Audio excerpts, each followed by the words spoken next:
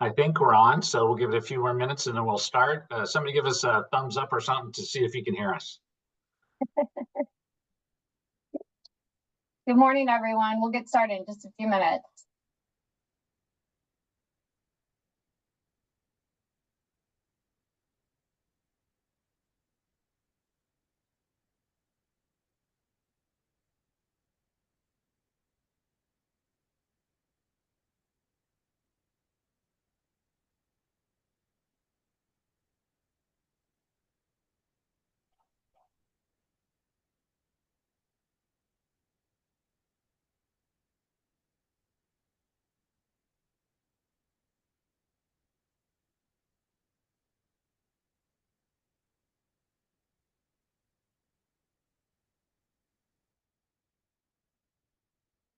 Up to 136. How many registered? What we got? A couple hundred or something? Yeah, Cool. I think 205.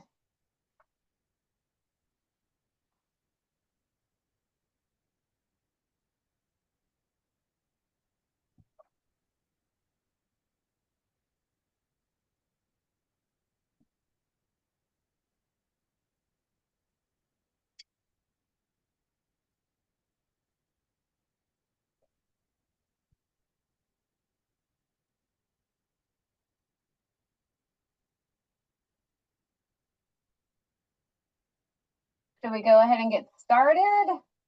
Let's hit it. 3. Good morning, everyone. I want to thank you guys for taking the time to sign up and join our webinar. Pretty exciting stuff. I want to kind of give you a little bit of background due to the passage of AB 2006 that requires HCD, CalHFA, and TCAC to align and streamline our processes for budgets and reserves. So today we are here to discuss the combined operating budget and reserve disbursement request forms that our two agencies have worked very hard to collaborate on. So we're just very excited to share with you and hope you are as excited as well. We are recording this webinar and it will be available on both HCD and CalHFA's websites in the near future. Also, just a little housekeeping. We will be taking questions after each tab in the budget has been discussed. You'll see what we mean when we start sharing our screen. You may use the Q&A box to type in your question, and we will be answering most questions live. And then we will discuss the reserve disbursement request form after the budget. So I think we can get started. Is that me? That's you, Raymond. You're up. Good morning, everybody. My name is Raymond Victor. I'm the AMC Fiscal Section Chief here at HCD, along with Christina Green from CalHFA. We'll be going over the new form. It'll be mostly new to the CalHFA folks. I think most of the HCD budget folks, it'll look really similar. There's a couple of new wiggles to it. Let me share my screen and we can get going with it. As I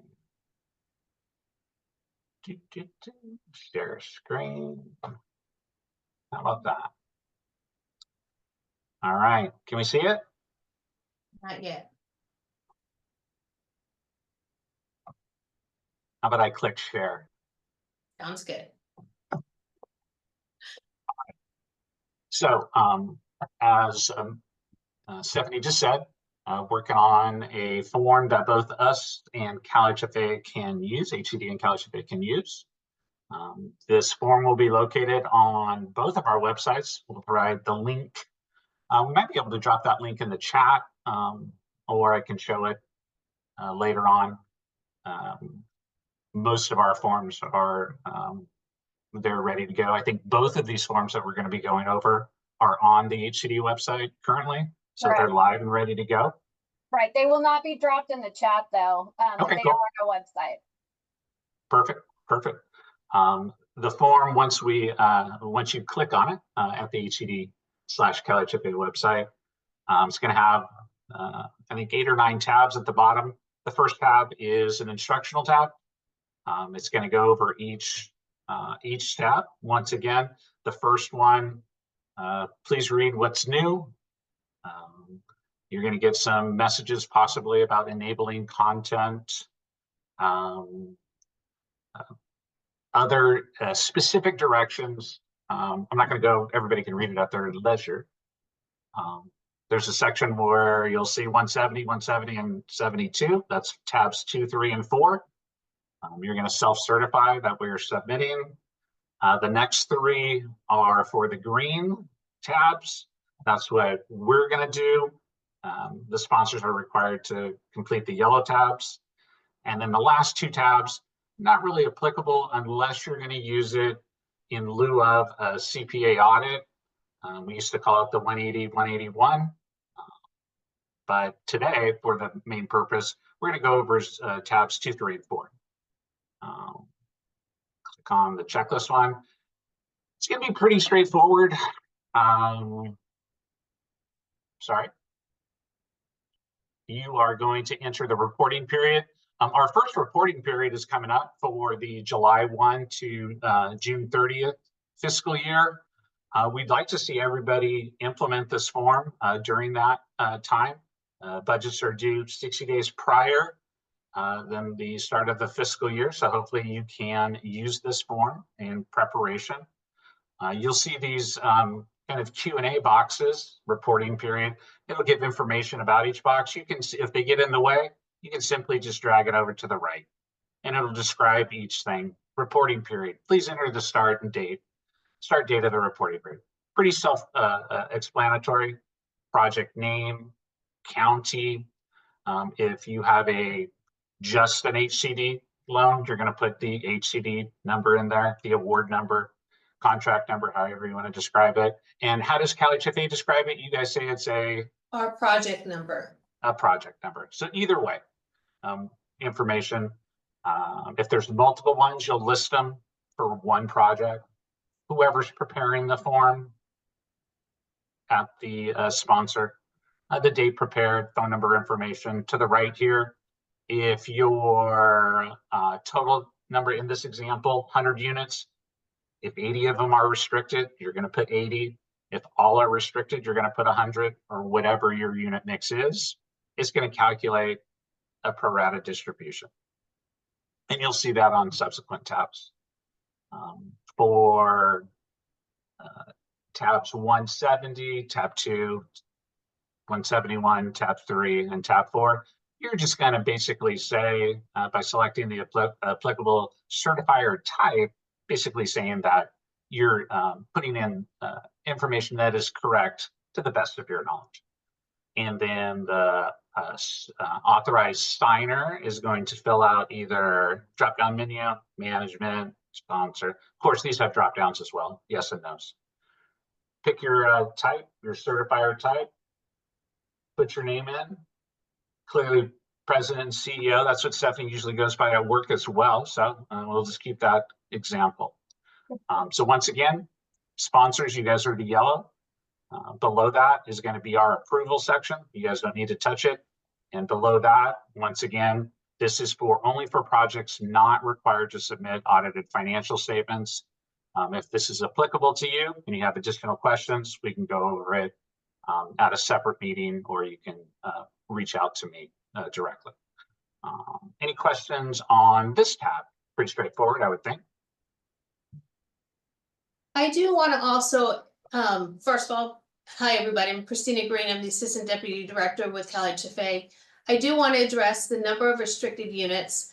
This is not the set-asides that we're referring to. This will be for the projects that have subsidy reserves that are being distributed for the projects. So for CalHFA, that would be the MHSA and the SNP deals. For HCD, it's the NL, I don't know you guys' acronyms. So that's when we say restricted units, it's those assisted units. So please utilize that box for those projects.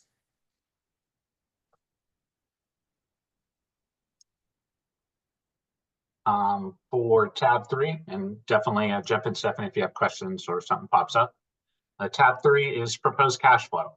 We used to call it the 171. We're going to call it tab 3 from now on. the information at the top is going to carry forward on the next two tabs, so you don't need to do anything up here. Once again, sponsors are required to fill out the applicable yellow fields.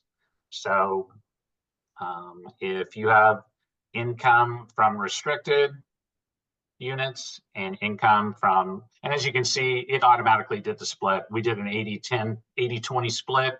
So the form knows that it's going to have 80% restricted and 20% non-restricted. So it'll do the math for us. Once we get to a certain section, you are going to input your information. Once again, you can drag these over. 100, this is an example, just use some random numbers. 150,000 gross potential rent. I'll back up just a second. Column D, those are all the account codes. They'll have account codes for income and expenses. Each one of those with a red arrow has information describing exactly what it is. So you can hover over the arrows. It's going to give you a bunch of information as to what should be going there. At this stage of the game, people filling out the budgets probably are well versed. Income from restricted, income from non-restricted. The newest portion of this form is going to be column, well, I guess it would be column E or I, but I'll say I. And that's going to be the current 8-month actuals. We used to do year over year, HCD used to do year over year review of the current budget and the last year's budget. We're going to change that up a little bit to get some more relevant information. So what we want to do is we want to utilize the upcoming budget information, the information that you're going to use in yellow, with your current year actuals for each applicable line item. That's going to give us a better idea of how you're looking projection-wise. And if you do have something that projects either above 10% or below 10%, it's going to show it in red. And you'll see a couple examples as we move forward. Vacancy rate, you're going to put a percentage, it's going to calculate a dollar amount. Any other miscellaneous incomes up here, sorry. Other types of incomes. Anything yellow that's applicable to your project, you're going to input. It's going to subtotal your total revenue down here. If you haven't already put in the cost of operations, if you have none of this information right here, it'll show.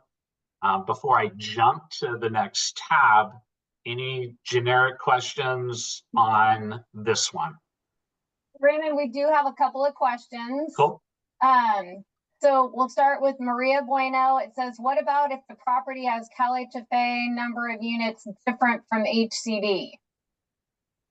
The total number of units would be different?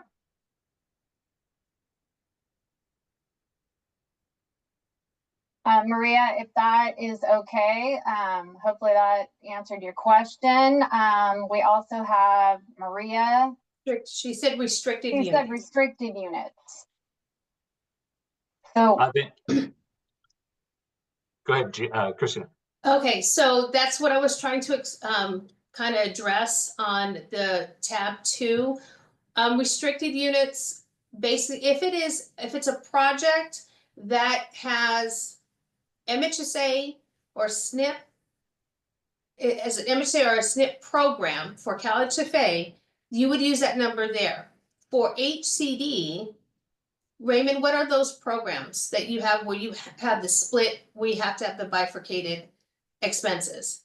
It's really only, I believe it's the RHCP O or B, or with the original one, I think. That would be one of the spots we use it. Yeah, so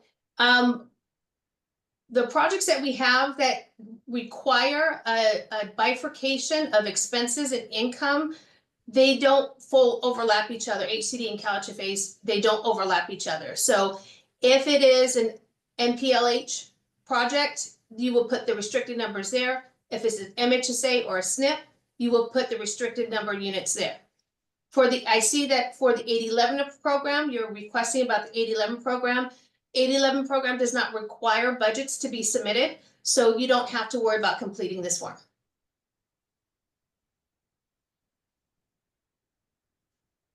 Okay, so Raymond, can you scroll down on tab 3? The explanations used to be at the bottom. Are they now on the right side? These over here. It says the explanations used to be at the bottom. It's an anonymous attendee. Otherwise, I would unmute the person.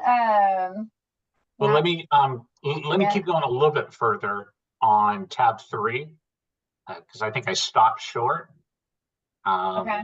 It's going to subtotal the income that we've inputted, that you have input.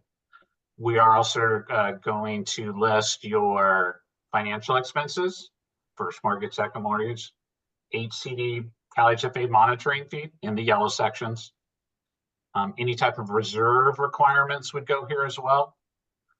And then this is going to show the project cash flow once we input information on expenses in tab 4. I've already input the information on tab 4, so it's already showing me the actual cash flow. But if you're doing this left to right, tab 1, tab 2, tab 3, that information will not show there yet. What other questions do you have, Stephanie, or can I go to tab 4? Okay, so it was just stated that 811 projects do not need to submit a budget. We have HCD funds in addition to HUD 811 and have historically submitted HCD budgets. Is this no longer required? HCD will require it. Can you explain the current year 8-month actual tab again, column E, please? Absolutely. This is what each project is going to have to come up with for the current year 8-month actuals. So if you are at, and let's do January to December, because I can count better there. At the end of August, that's what you would put as far as your running total for rent revenue, tenant assistance. So you're putting in, this is your information that you're inputting about the project at the end of, or the middle, or the beginning, year 8. This is going to give us a better idea, because then it's going to translate that 8-month actual income. It's going to translate that into a full 12-month projected. And then we're going to be able to review, based on your information for actuals, 8 months, it's going to extrapolate, I don't get to say that very often, it out for a 12-month annualized figure versus what you put in the budget, 175. So your 8-month actual is calculating 172.5. You're saying we're actually going to get, we're budgeting 175. So that's a $2,500 increase. The one below it, these are just random numbers. It's calculating 11,000 for 8 months equals 16,500 for 12. We've only put in 15, so that's $1,500 less. And it's close to 10%, so it's not highlighting red. But if I bump this up or down, that didn't work. There we go. Now you can see it's a bigger change. Now it's less 3,000, so that relates to 16%. So what we're trying to get by having projects enter 8-month actuals is a better idea of the year-over-year increase or decrease in one of those line items. That makes sense, Christina? Stephanie, did I say that right? I think so. I think so. Couple more questions though. For variance explanation, what is HCD? Well, now CalHFA's threshold when requiring a variance explanation, 5% increase. It's 10%, right? 10%. Yeah, so it's 10%. So we're still on the tab 3. They saw when you scroll down, the other boxes are still there. Can you go over that section at the bottom of tab 3? I think At it's the the very bottom? miscellaneous items, yeah. So at the very bottom would be miscellaneous revenue. And this, anytime you enter in a miscellaneous revenue, you'll notice up at the top, it's whited out, so you can't put anything in. The reason it's doing that is it's pulling it from down here. So if you do have some type of miscellaneous revenue, For each account below, itemize the revenue. Total account will flow above. The same thing happens on tab 4. It may make more sense when we see it on tab 4, but typically it's a description. I didn't put anything in here under miscellaneous revenue, but it will throw it up to the top into income, and it just gives you an opportunity to explain where the miscellaneous revenue. Also on tab 4, it'll be the same thing, miscellaneous expenses. You itemize it below and it'll subtotal it and throw it back up to here. Yeah, where'd it go? Miscellaneous revenue. And it'll make a little bit more sense on tab 4. One more question on this, Raymond. If you're completing this on an annual basis, so example 2024, then the current 8 months are from the last trailing 8 months from the date you are completing this form?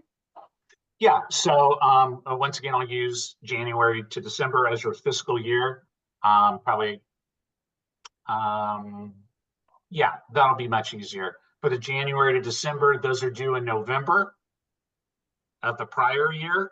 So you're going to use the first 8 months of that fiscal year. So for a great example, it would be, you would use the January through August actuals for 2024, and you'll put that total in column E. Correct. And then it'll go ahead and generate the projected actuals for a 12-month period to give us a truer variance between what you're projecting for 2025 based on the actuals from 2024.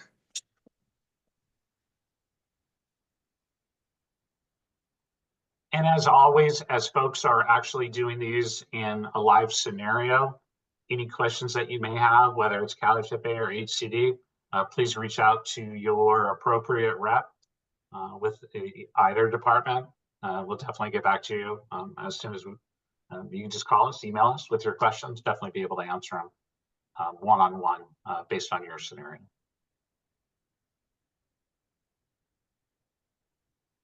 All right, carry on, Raymond. Tab 4. I didn't list very many expenses for ABC apartments just to make it a little bit easier on the eyes. As you can see in this one, 10,000 line 1, 6203. Once again, you can slide these over, all the way over. I proposed 10,000. We got the 80-20 split. 80 restricted, the other 20. So here's 8,000. It's already bifurcating it. In the example I used, I put $8,000 for my 8-month actual for this expense. It's going to formulate that for a full year out to 12. And the scenario, I'm only projecting 10. My actuals are 12. This may be something where we comment and we say, we had less conventions and meetings to explain the variance because it's less. We like less. More is probably something we don't like as much, but that would be an example of how it highlights red when it goes plus or minus 10%. Additionally, on line 26, you can see miscellaneous expenses, 1,000. This is the example where you put the miscellaneous down here. You itemize it for each account below, itemize the expense. It'll flow up to the top. For this one on 6390, I itemize the miscellaneous expense. Please do not put miscellaneous in a miscellaneous. Please itemize what it is. This one is $1,000. It's going to pop that $1,000 right there under 6390. The other sections have the exact same rules, 6590 and O&M. 6790 for T&I and so forth. Itemizing the expenses, comment on if you have comments or variance explanations. You can do it up front. If you don't do it, we may call you on it, probably will, and say what's going on. For utilities, once again, same kind of scenario, 10,000, showing the split. We're going to say actuals are at 6. It's going to push it out for 12-month period. It's going to say 9. So it increased $1,000. in this projection, which is an increase of 11%, once again, coded red when it gets over 10. And each one of these yellows, same deal. You're filling out the appropriate line item. If there's no information in there, it'll default. It already has the 0 in it, so you don't need to put 0. Same thing with O&M expenses. On this one, it only had a variance of 2.56%, not highlighted red, kind of what we'd want to see. Taxes and insurance, I did exactly the same thing. I didn't put any supportive services, but if you have supportive services, it'll calculate your information there. And then it's going to subtotal your total cost of operation, $41,000. It'll break it down between restricted and non-restricted. It'll break down, subtotal your current 8-month actuals, formulated into 12-month actuals. And then overall, it'll give a figure. This one is actually $475 more. I can't see it anymore. There it is. We projected 41. The 12-month actual says it's actually 41,475. Very close variance. We're not going to blink at that at all. Once again, this $41,000 is going to flow back into proposed cash flow.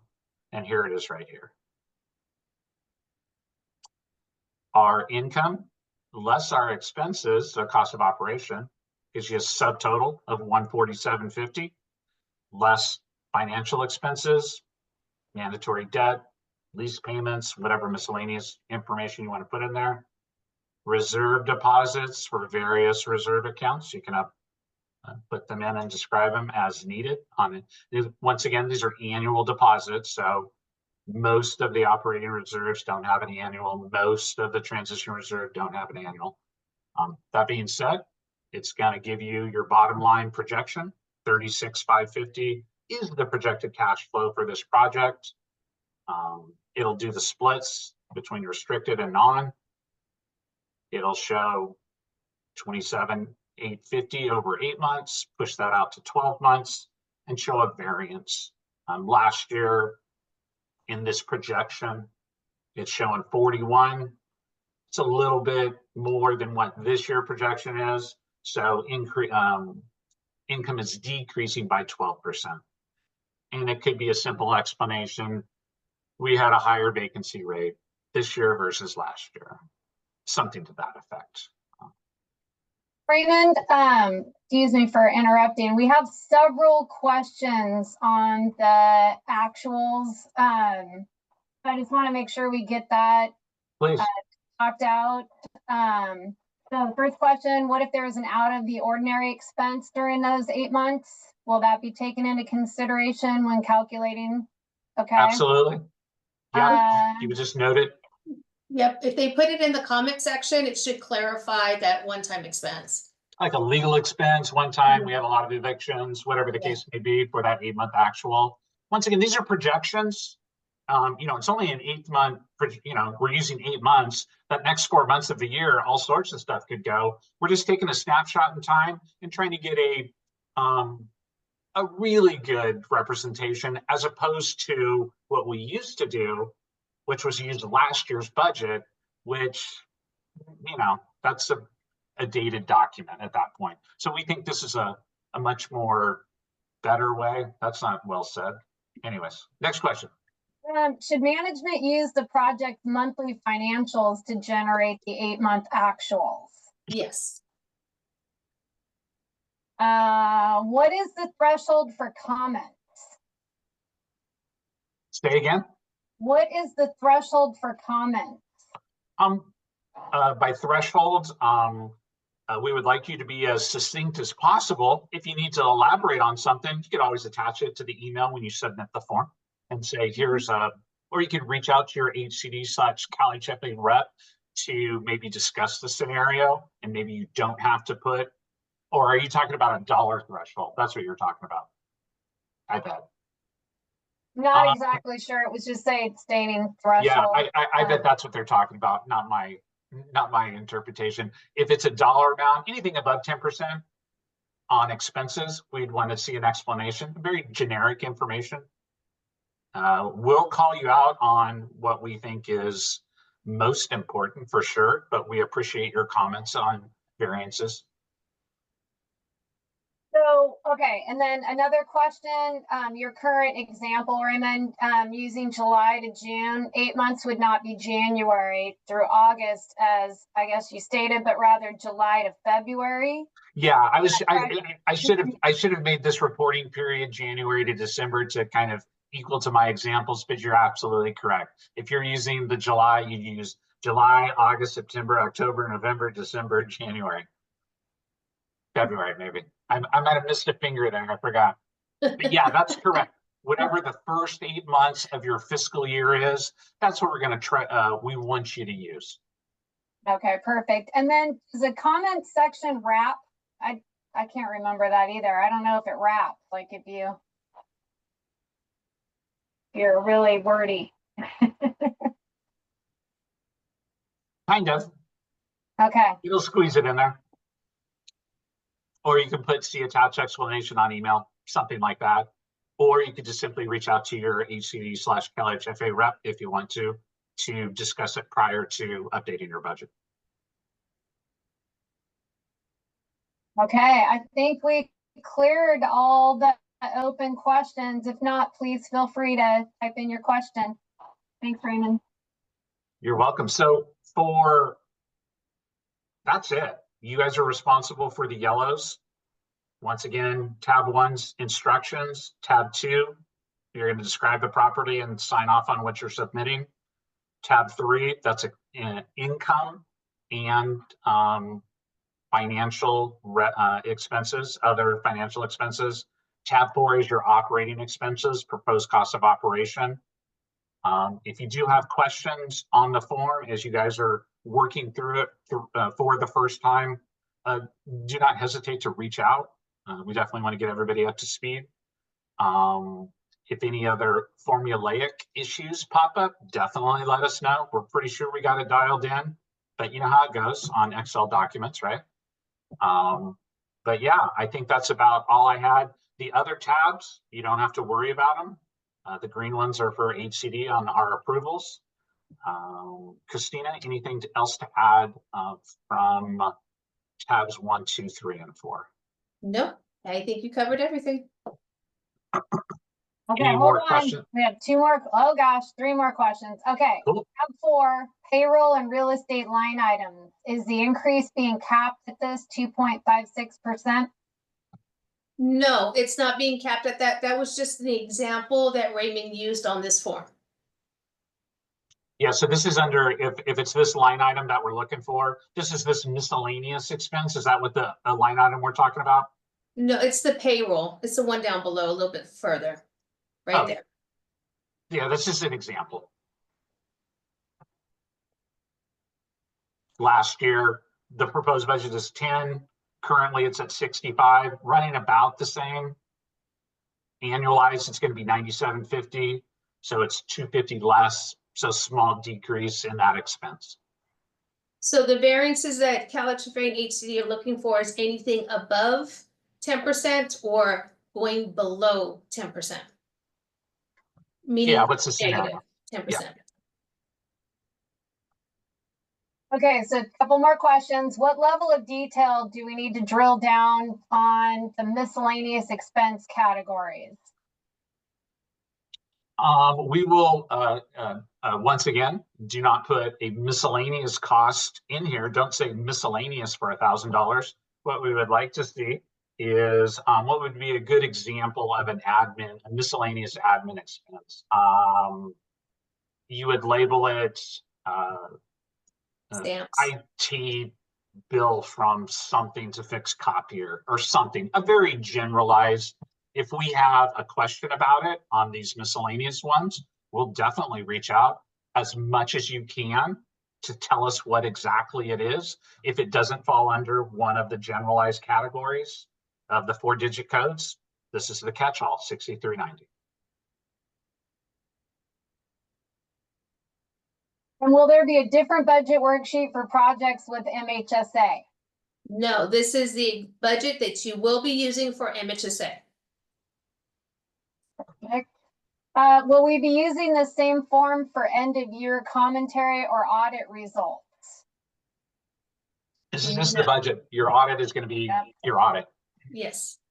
And if you're referring, I'm sorry, Stephanie, if you're referring to the MHSA and the SNP deals, we do have the supplemental audit form. I think that's what they're referring to. Okay. That will be submitted with the audit, not the budget. Just to reconfirm, column E is for actual full year. For this one, that's the 8-month actual. It'll translate it on column J into the 12-month.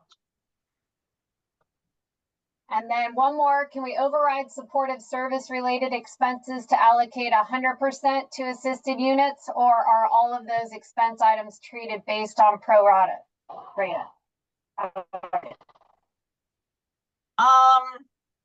I think that's going to be based on the program that you are putting this budget towards.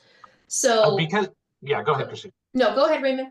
I was going to say, because there are like for HCD programs, I believe on the implementation of VIP, there are levels of what you can charge. Is 15% cap on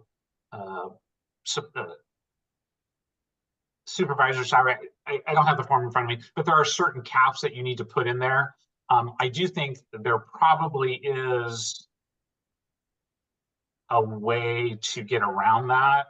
I would need to see the example, but if you put, if you wanted 100% to go somewhere and it's splitting it out, we may be able to just recognize that with a simple comment to the right in an example like this. I don't think that's a very good explanation, but. You got a thumbs up, Raymond, so I think you explained it. I appreciate you giving me that thumbs up, Christina. Okay, we got a couple of questions on the MHSA, so I think we need to spend some time on this. Will there be a separate worksheet to calculate the allowable Moser draw for CalHFA MHSA projects? No, you would still use this form. If you go down to, go ahead, scroll down, Raymond, to, I need you to, yeah, go to the NOI. The projected cash flow, where it says the restricted units, that's where the calculations will be. That is the number that we would use for the COSER disbursement. Whether it's COSER, Moser, SCOSER, doesn't matter. That's the number we would use to do that distribution for the projected amount for that year. And for the HCD program that has a COSER, MPLH is the only one at this point. We don't do any type of advances on the COSER. That amount is determined at the end of a fiscal year via the audit, but with the same information. And that's why the MPLH deals require the bifurcated audit.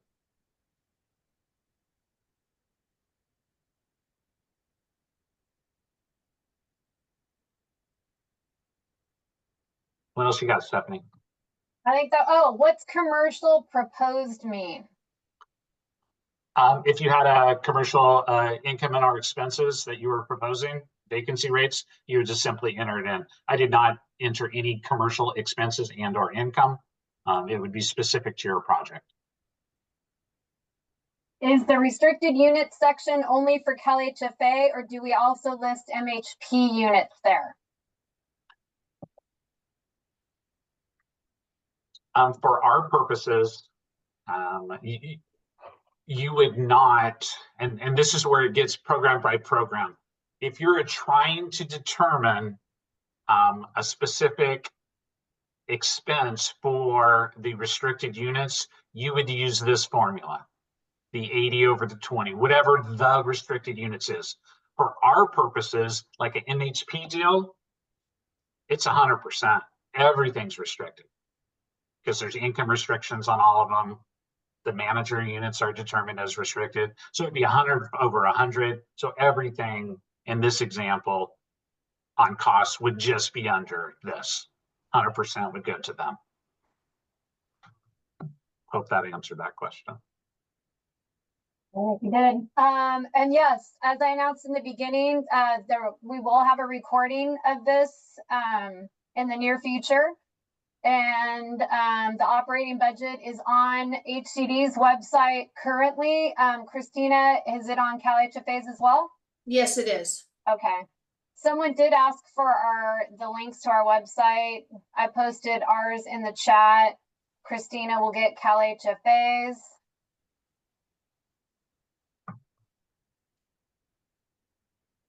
So I think we're good with the questions.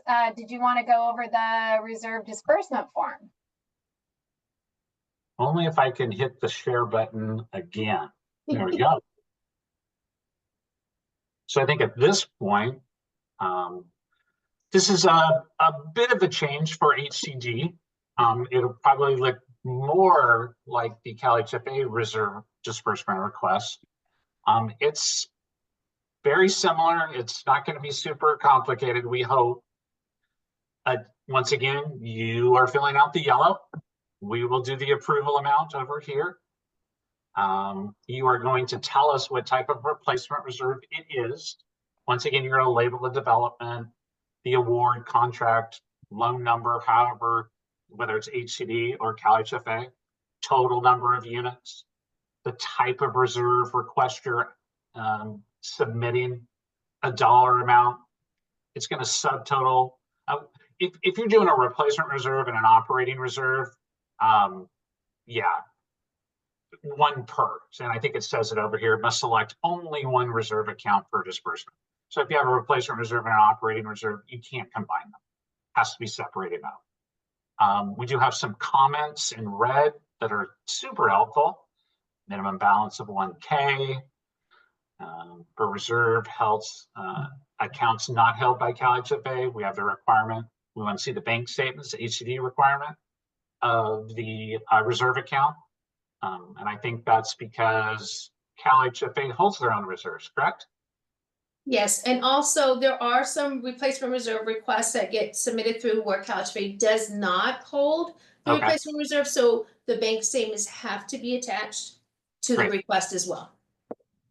Once you determine the amount that you're requesting, and the itemization is down here below, that amount should be this amount up at the top.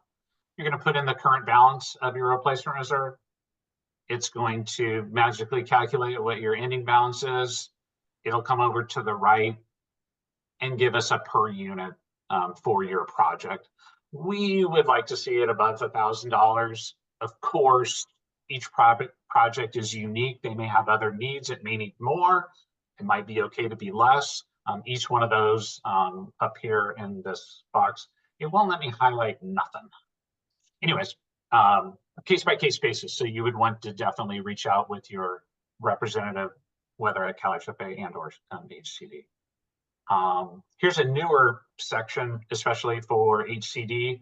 We're bumping up the bids not required to under 20,000. Don't need a bid. 20 to 49.9. You need one bid. Above 50, 2 bids, and that's for projects excluding HUD risk and project-based Section 8 and PRA. If it is one of those three, I think these are the old limits. Is that right, Christina? Yes. Up to 10, don't need a bid. Over 10, you need 3 bids. So we try to make it a little bit more relevant in today's economy. Bids under 20 grand, or excuse me, cost incurred under 20 grand, don't need a bid for that specific line item of work. Once again, it's going to subtotal whatever you list, invoice date, invoice number, units you're affecting. You can put multiple units there, or you can itemize them separately. Description of the work. I did it. My RD carpet place only charged you $19,000. It's going to subtotal at the bottom. Appropriate individual at your entity, the yellow, is going to sign it, date it, send it over to CalHFA HCD along with the appropriate information. We're going to review, approve, and send it back to you. Questions on the reserve disbursement request form? We do. We have a few. So how Before we jump to the question, Stephanie, I'm sorry. I just want to reiterate, this is something new for CalHFA. We are now requiring invoices to be submitted with the replacement reserve request as well. It's something HCD has already been doing, but now CalHFA is requiring it as well. Thank you. Thanks, Christina. So how often can you submit replacement reserve requests? What is typically the minimum balance that should be held in the account? Okay, so How often, was that the question? Yeah. There's How two-part often? question. Go ahead, Christina. So to answer the first part is, it depends on what's in your regulatory agreement. Your regulatory agreement might say once a year, might say every quarter. So please check your regulatory agreement to see when you can submit your replacement reserve request. Second part of the question was the minimum balances. It's stated on the form now, we want to keep it at $1,000 per unit, but we'll review it on a case-by-case basis. But any project that has a HUD risk share on it will require to have that $1,000 per unit. And that's HCD's line in the sand as well, the $1,000. It's probably a little low. We've had that $1,000 per unit ever since I've been here, so 15 years or so. They may want to increase that. I don't know who they is. That being said, currently it's at 1,000. I will also say on, oh, I forgot what I was going to say. Go ahead, next question. HCD require copies of invoices and checks along with this request. Say it again. Does HCD require copies of invoices along with the copies of checks? Well, you would like to get the approval before you make your payment, just in case it's not an allowable expense. Yes. So, okay, that was another question. Yeah, if you want invoices, does this mean you are not requiring a pre-approval? If you want to get a pre-approval, you can. If you're sure the expense, like a carpet expense, we're going to approve that. If it's something in the gray, definitely reach out to us to get an idea of what we're going to need. I do remember what I was going to say. For the timing of the request for money, so whether it's whether your business does it, your project does it quarterly, or if it's specified in the regulatory agreement, I do want to remind everybody at the end of the fiscal year, no later than 45 days after the end of the fiscal year, we definitely need to see the reserve request by 45 days. We can't go too far into the next fiscal year to do processing of replacement reserve requests. Next question. So we have quite a few. I just want to clarify, the reserve disbursement request form is on our HCD's website right now. You are to use that starting now. Christina, is it on CalHFA's as well? Yes, it is. And also, it seems to be maybe not clear. HCD is deferring to CalHFA for the reserve, all of this process. So we are deferring to CalHFA. So you do not need to send this request to both of us. You only if both of us are in the deal. Right. If you have CalHFA and HCD, you submit the reserve disbursement request to CalHFA. If you just have HCD, you send it like normal, like it's always been, using this updated form. And there will be more information coming out on that, but we don't want to talk about that.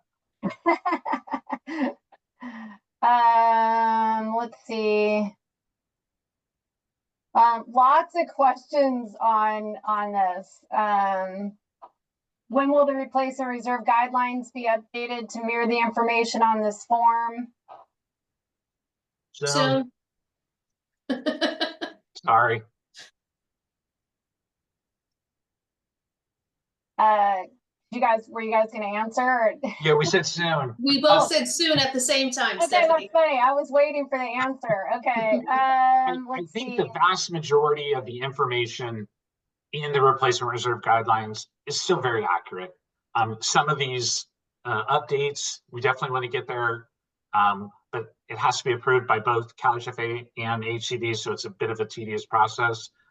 So soon is the best we can get, but we would like to have it memorialized in a most recent updated version of the replacement reserve guidelines. I think we're just getting more clarifying questions. Is there no longer pre-approval limit requirements? There is for bids. So if you have work that's being done that is over for non-risk share or Section 8 or PRA 8011 developments, if work is being done and it's less than 20,000, pre-approval is not needed.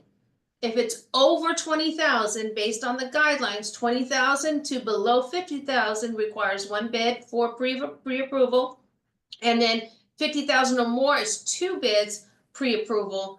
And if it's a risk share, it's anything over $10,000 or over will be required to have three bids for approval. Thank you. Well said. Do these bids need to be sent to CalHFA HCD throughout the year prior to starting the project? If it's within those amounts, the bid amounts are in that qualifying amount, yes, they need to be submitted before the work can start. Submitted and approved before the work can start. Okay, so it looks like we have some specific questions. What if the R&R request was filed in time and some line items were denied? Would the revised request be accepted after the 45 days? If there's a line item that has been denied, you'll see in the blue section where it says agency approved amount, we would not put that dollar amount there. So a revised disbursement form is not going to be required. We just will not approve it. The total amount approved will be down at the bottom where it says agency approval, and that's what will be dispersed. And so a in this revision is not example, needed. yeah, go. In this example, let's say the invoice is only totaled up to 10, but we were the sponsor is requesting 19. We would only approve 10, and it would show down here as 10. Not the greatest example, but if you had separate line items that we zeroed out, same format. Let's see. In the event there are more invoices than lines available, how should we submit the form?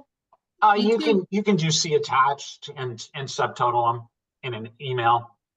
Or you can use two forms and submit Sure, you could do that too. 3 forms and just put it into one workbook, which would be fun.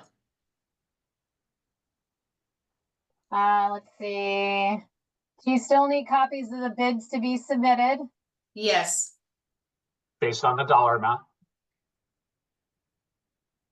We have, what is the difference between sending a replacement request to the property's lender versus CalHFA and HCD? So based on your regulatory agreement, it'll tell you if before you can withdraw any funds from the replacement reserve, it'll tell you if you need to have agency approval and which agency you need approval from. So that's why you would have to submit this form to get our approval, whether it's CalHFA or HCD or just CalHFA or HCD. Additionally, the partnership agreement may have restrictions on approvals as well. So you can use this form and submit it to Berkadia or whomever the entity is that needs to review. That's their requirement. That's not our requirement. For our purposes, we're going to review and approve. If that other entity doesn't like it, or if they approve it and we don't, then we need to talk. But for the most part, everybody's on the same page. You just have to get their approval on your end. We're not going to ask for it.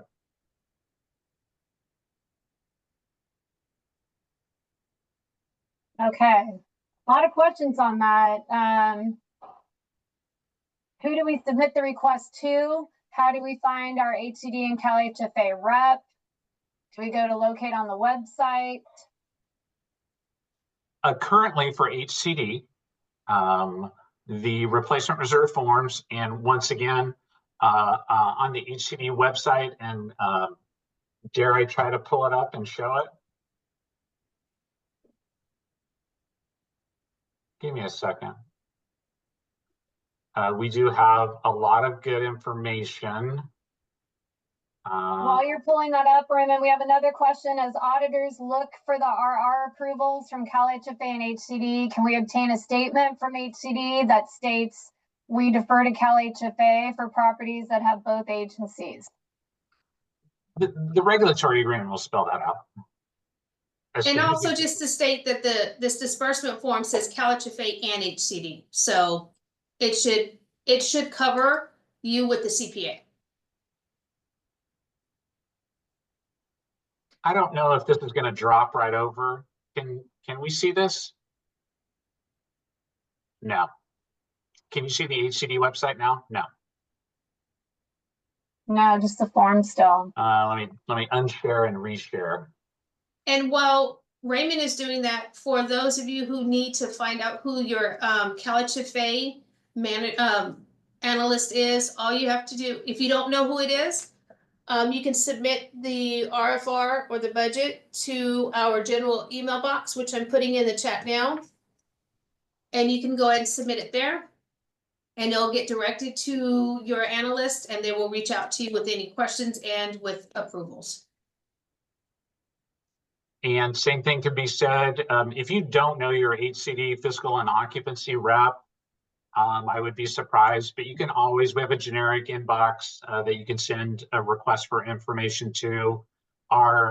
We typically reach out several times a year to try to get updated contact information, and also send heads up information to the sponsor contacts. That being said, you can always reach out directly to the AMC inbox for information. On the HCD website, under grants and funding, program reporting and compliance loan programs, it's this page. Here's the operating budget. Here's an updated supportive services cost form if you need it. And then reserve request. This will probably get updated. Here's the replacement reserve guidelines that need to be updated. This is the form that we were just reviewing as to where it is to get a template of that form. But this was earlier mentioned. We probably need to get an update on this, so we'll try to get it. We'll have Christina will make me work on it this weekend, I think. So.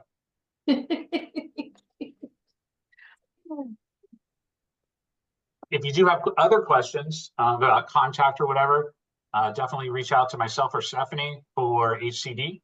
You can reach out to Christina as well at CalHFA. Other questions? I'm pretty sure I stopped sharing the form. Yeah. The chat has CalHFA's email for questions. I think we've got, we did have a couple of questions that went back to the budget. We spent a lot of time on this reserve form. Could you please define again the term restricted units? This person thought it meant just COSR, Moser, COSR subsidy units. Okay, so I'll just try to clarify it the best I can. Restricted units, depending on which agency you're referring to. For CalHFA, you would use that restricted units for MHSA or SNP deals. So that would be your COSR, Moser, SCOSR projects. And for HCD, I'm going to hand it to Raymond to let you know which ones those are. For our purposes in the budget, and you may have it, we may be updating this for the MPLH projects that have a COSR, and for the upcoming other programs that probably will have COSRs as part of the program. MHP is one that they might have something like this, a capitalized operating subsidy reserve. We may need to update the form to make it better attuned to what we're trying to do on a budget. But for now, I think the only one that this would apply to, and I don't know if Colin or Mary Rice are on the call, but I think it's the annuity programs that are within our HCP that really utilize this to determine a beginning of the year negative cash flow So if you have 10 of these units, you would put it in there. So it shows it bifurcating the cost and income for those, the income less expenses for those. And that would give us an estimated amount of how much we needed to pull out of that annuity. That's the only program that I know that would do that.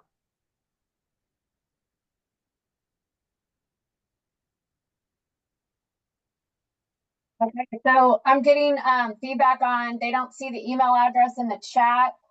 I think HCDs is in there. I don't know, Christina, did you put it in there? Yeah, I did. You know what? The chat, I have it only, let me go to the attendees. That might help out there. She said it. I did the same thing. I just sent it to Christina and Stephanie. Sorry, you guys. She sent it just to us. That's really helpful. Not super helpful. So she's going to resend to make sure that you all have access to that. That's funny. I'm glad. Thank you for bringing that up in the Yes, thank you. Appreciate that. Here, I'm thinking we got it dialed. So it's in the chat now.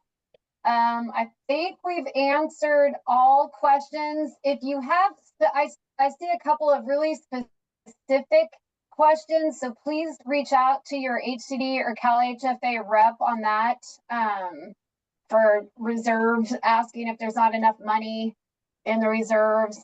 Please reach out to your specific representative for that. Christina, one last one. Will we still submit the MHSA requisition for disbursement of operating subsidy reserve funds form?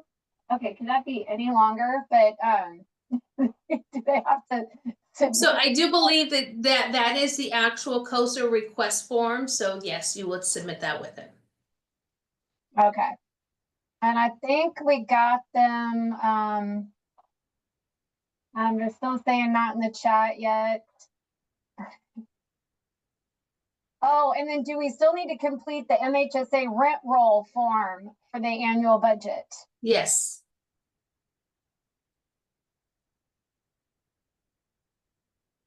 Okay. So it looks like, Christina, you changed it to everyone. It's still saying to the host and panelists, Christina. I did change it to everyone. I even see okay, let me see. Is there? Okay, it's not allowing me to change it from host to panelist in the blue section. So if you can put it in there, I'll just say it. It's asset management at calhfa.ca.gov.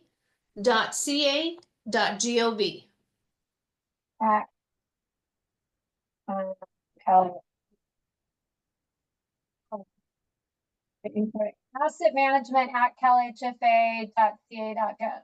Yes. Okay, so that's for CalHFA, HCD, I believe we have, and then Christina, yeah, you didn't put your the link too. It was only one.